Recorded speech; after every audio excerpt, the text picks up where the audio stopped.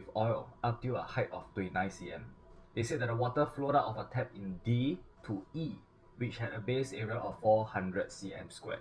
So is this number reflected inside here? And is this number reflected here? It's not, right? If it's not, go and put it inside your own diagram to help yourself. So area for D would be 650 cm square, and the area for E would be 400 cm square. So I'm going to put here area 400 cm square. After this, then proceed. They say that the tap was turned off immediately when the height of the oil in container E was twice the height of the oil left in container D. They ask what was the volume of oil in container E in the end. Now, this is an advanced version of the previous question.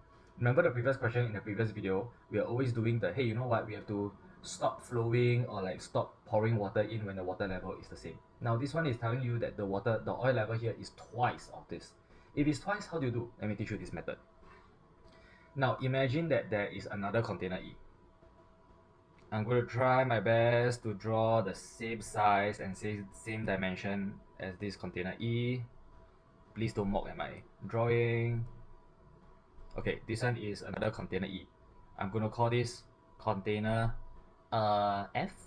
Okay, container F and container E, right, both of them has the same area.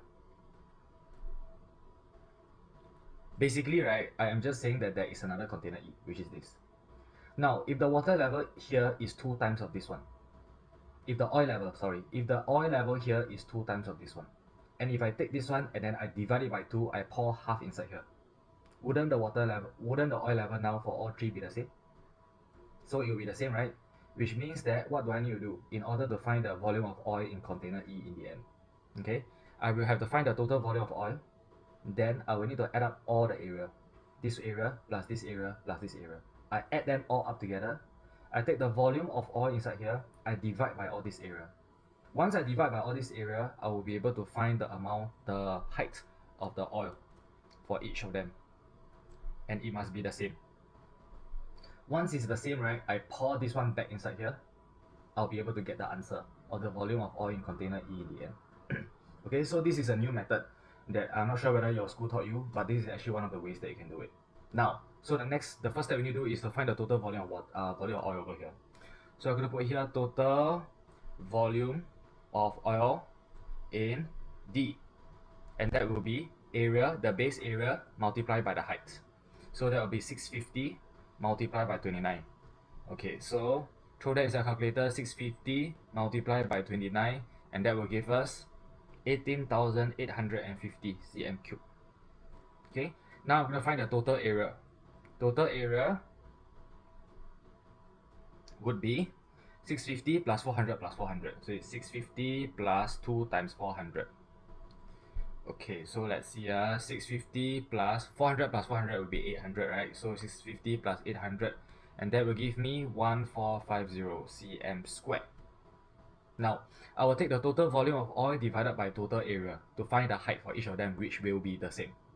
So height would be this divided by this, 18850 divided by 1450. So let's try to calculate this. 18850 divided by 1450, and that will give me 13 cm. Okay, which means that each of them over here, right, the oil level in each of them after you pour from D to E and then E half to F will be 13 cm. Okay, now this container F is something that you created by yourself. So they are not looking for a container E when half of it is poured into container F.